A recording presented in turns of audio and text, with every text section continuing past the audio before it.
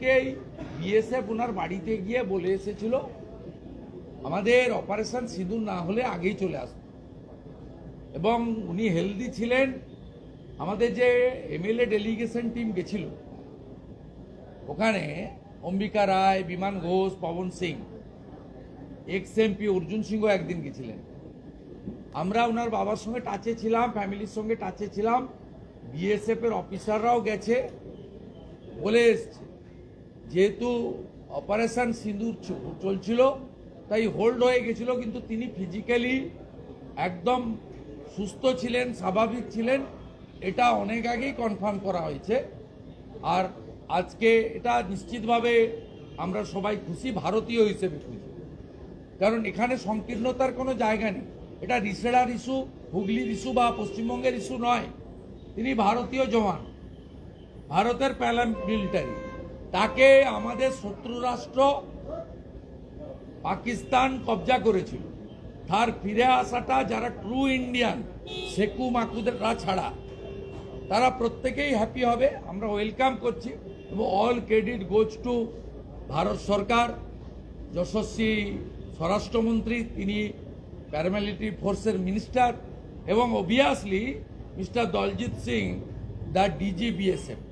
তিনি গত পরশুদিনও আমার সঙ্গে কথা বলেছেন, গতকালও আমি তো ওনার সঙ্গে কথা বলেছি। উনি আমাকে অ্যাসিওর করেছেন যে কয়েক ঘন্টা সময় দিন, উনি সুস্থভাবে বাড়ি ফিরবেন। চীন, তুরস্ক, পাকিস্তান বিভিন্ন এই সমস্ত দেশের বিভিন্ন টুইটার অ্যাকাউন্ট এখন আমরা ওয়েট করছি উকিল বর্মনের ফেরার জন্য। আমাদের শীতলকুচির ফার্মার, যাকে বাংলাদেশ বিডিআর আটকে রেখেছে, আমরা তার জন্য ওয়েট করছি। ওখানকার এমএলএ বরেন বর্মন চেষ্টা করছে, আমরাও যোগাযোগ রেখেছি। আমরাও হোপফুল পিকে সাউর মতো উকিল বর্মনকেও সুস্থ অবস্থায় আমরা খুব তাড়াতাড়ি বাড়িতে পৌঁছে দিতে পারি। বিভিন্ন এক্স হ্যান্ডেল এই পাকিস্তান, তুরস্ক বা চীনের সেই সমস্ত ব্যান করা হচ্ছে ভারতবর্ষে, তার কারণ ফেক নিউজ ছড়ানো হচ্ছে এই যুদ্ধ পরিস্থিতিকে কেন্দ্র করে। করা উচিত। আমি তো আইটি মিনিস্টারকে বাংলাদেশের কিছু পোর্টাল চ্যানেল নিয়ে পয়েন্ট আউট করেছিলাম, সঙ্গে সঙ্গে 5টা ইউটিউব পোর্টাল চ্যানেলকে ব্যান করেছে। ভারতীয় হিসাবে আমাদের প্রত্যেকের উচিত, apart from political affiliation, properly সরকারকে এই বিষয়ে জানানো। কারণ নেশন ফার্স্ট, দেশ থাকলে আমরা থাকবো। এক্ষেত্রে জিরো টলারেন্স নীতি নেওয়া উচিত। ভারত সরকার সে কাজটা করছে। আমাদের উচিত ইনফরমেশন পৌঁছে দেওয়া এবং ভারত সরকার যে গাইডলাইন দিচ্ছে তাকে ফলো করা। আজকে আপনাদের উপরে যে মিটিং হলো একটা, আপনারা বারবার ভোটার তালিকার দিকে বিশেষ নজরের কথা বলছেন। না, আমি ওই মিটিং নিয়ে আপনাদের বলবো। এটা কমপ্লিটলি আওয়ার ইন্টারনাল মিটিং। আপনারা 48 ঘন্টা পরে গল্প লিখবেন, অসুবিধা নেই। আমাদের একটাই অফিসিয়াল মিটিং ছিল, যেখানে 60 জন এমএলএ উপস্থিত হয়েছিলেন। একজন চিকিৎসার জন্য দিল্লিতে আছেন, দুর্গা মুর্মু, আরেকজনের শালকের বিবাহ আনন্দময় বর্মন, 3 জন স্টাডি ট্যুরে আছেন মিহির গোস্বামী সহ। 60 জন এমএলএ উপস্থিত ছিলেন। আমরা 7ই মে মাননীয় সুনীল বনসলজির উপস্থিতিতে যে দায়িত্ব আমাদের দেওয়া হয়েছিল যে অপারেশন সিঁদুর কে নিয়ে ভারতীয় বীর আর্মি জওয়ান, প্যারামিলিটারি জওয়ান এবং প্রধানমন্ত্রীকে ধন্যবাদ জ্ঞাপন একটা রেজুলেশন, সেটা আমরা নিয়েছি। এবং আমরা যেহেতু এর সঙ্গে মাতৃশক্তি, দেবী শক্তি, নারী শক্তির বিষয় আছে, সেই কারণে মাননীয় অগ্নিমিত্রা পাল, আমাদের বিধায়িকা, মহিলা নেত্রী, তিনি রেজুলেশন মুভ করেছেন। শ্রীমতী চন্দনা বাউরি, আরেক মহিলা নেত্রী, তফসিলি আন্দোলনের নেত্রী, তিনি সেকেন্ড করেছেন। এবং আজকে আমরা বিজেপির সমস্ত মহিলা এমএলএদের মঞ্চে বসিয়ে তাদের দ্বারাই পরিষদীয় দলের এই কর্মসূচি পালন করেছি। তেরঙ্গা যাত্রা নিয়ে পার্টি থেকে অলরেডি গাইডলাইন বলে দিয়েছে। স্টেট লেভেলে, ডিস্ট্রিক্ট লেভেলে এবং মন্ডল লেভেলে হচ্ছে। গতকাল পার্টি ভার্চুয়াল মিটিং করে একদম গ্রাম পঞ্চায়েত লেভেল পর্যন্ত এই কর্মসূচি চলবে। আগামী 14 তারিখে বিকেলবেলা, যেহেতু প্রবল রৌদ্র আছে, দাবদাহ আছে, বিকেলবেলা কলেজ স্কোয়ার থেকে 16 তারিখ, আজকে 14 তারিখ, 16 তারিখে পরশুদিন শুক্রবার 5টার সময় কলেজ স্কোয়ার থেকে আমাদের ভারতরত্ন নেতাজির মূর্তি শ্যামবাজার পর্যন্ত একটি বড় তেরঙ্গা যাত্রা অর্গানাইজ করছে, স্টেট বিজেপি অর্গানাইজ করলেও এখানে সমাজের সর্বস্তরের রাষ্ট্রবাদীদের আমরা আসার আবেদন করছি, সমাজের বিভিন্ন ক্ষেত্রের মানুষদের আসার আবেদন করছি। ভারতীয় সেনাবাহিনী, ভারতীয় প্যারামিলিটারি, তাদেরকে স্যালুট জানিয়ে আমরা তেরঙ্গা নিয়ে সেদিন হাঁটব। নির্দিষ্ট পতাকা থাকবে, জাতীয় পতাকা, নির্দিষ্ট স্লোগান থাকবে, যে স্লোগানের মধ্য দিয়ে আমরা মাতৃবন্দনা দেশ বন্দনা করতে করতে আমরা এই 4 কিলোমিটার পথ এগিয়ে যাব। যে রেজলিউশনটা আজকে আপনারা এনেছেন, এটা কি বিধানসভাতেও আনার কোনো পরিকল্পনা করছেন? বিধানসভায় কারা আনবেন? আপনারা আনবেন কি রেজলিউশন? সেই বিধানসভায় সিদ্দিকুল্লাহ চৌধুরী থাকবে, ফিরাদ হাকিম থাকবে। ফিরাদ হাকিম বলেন ইহা ভি এক মিনি পাকিস্তান হ্যায়। আমাদের কাজ আমরা করেছি, আমরা ওরা কি করবে জানার দরকার নেই। আমরা যে বিধানসভা বিএসএফ এর বিরুদ্ধে সিদ্ধান্ত নেয়, যে বিধানসভাতে ইডি সিবিআই এর বিরুদ্ধে রেজুলেশন করে, সেই বিধানসভার কাছ থেকে আশা করেন কি করে এগুলো? সেই বিধানসভা থেকে এগুলো আশা করেন কি করে? একটা মন্ত্রী দাঁড়িয়ে বলছে রামলীলা ময়দানে 2000 করে লোক প্রথম জেলায় বসাবো, তারপরে কলকাতাকে 15 মিনিটে টাইট করে দেবো। ওদের কাছ থেকে এগুলো আশা করেন কি করে? আপনারা বিধানসভাতে কোনো কর্মসূচি করবেন? আপনারা বিধানসভাতে কোনো কর্মসূচি? বিধানসভায় তো পার্টি তো আমাদের পরিচয়, বিজেপি টিকিট দিয়েছে বলে তো আমরা এমএলএ,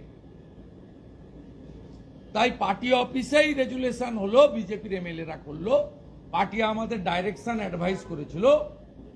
আমরা আজকে প্রায় সকলে এসে 2-4 জন ছাড়া এই রেজুলেশন নিলাম, এবং এই রেজুলেশন আমরা মাননীয় প্রধানমন্ত্রীর দপ্তরেও পাঠাবো এবং 3টে আর্মি চিফের কাছে এবং সিডিএস এর কাছেও পাঠাবো।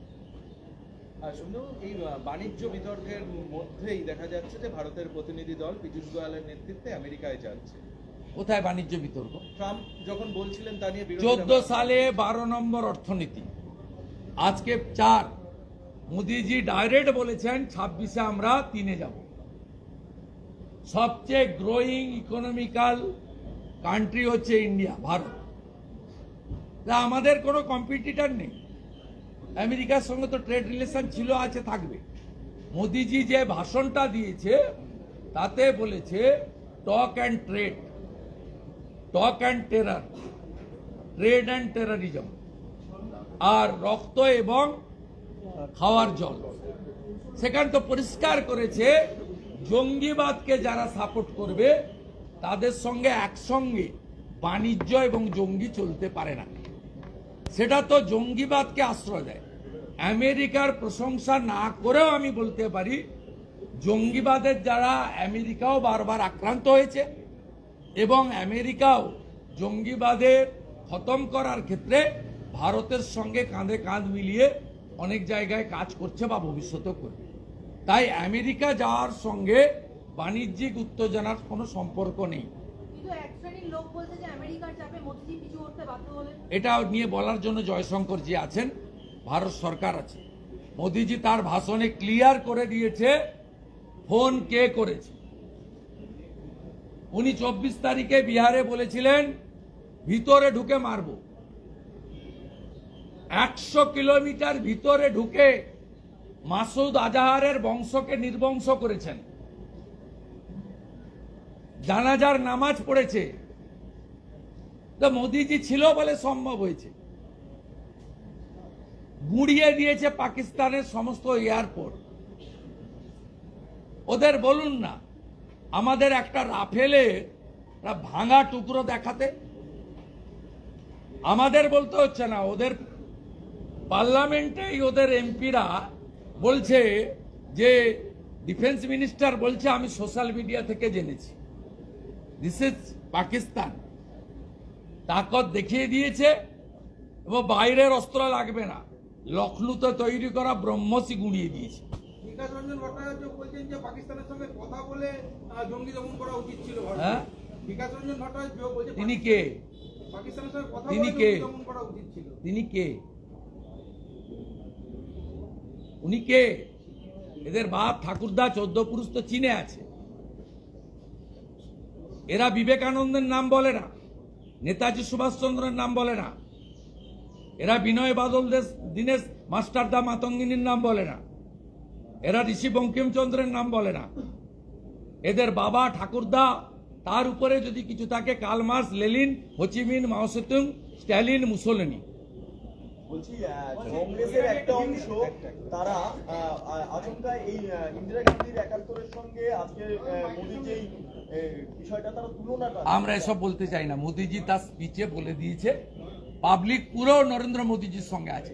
কালকে তেরঙ্গা যাত্রা চালু হয়েছে অরুণাচলের ইটানগর থেকে দিল্লির ইন্ডিয়া গেট, সবাই টিভিতে আমরা দেখে নিয়েছি। বাকি 16 তারিখে কলকাতা দেখবে রিয়েল তেরঙ্গা যাত্রা। নেতাজির মাটি, স্বামী বিবেকানন্দর ভূমি, অতএব এই মাটিতে সমস্ত রাষ্ট্রবাদী মানুষ নরেন্দ্র মোদিজির সঙ্গে আছে। আমরা 260টা মুন্ডু চেয়েছিলাম, 1000-এর বেশি মুন্ডু পাওয়া গেছে।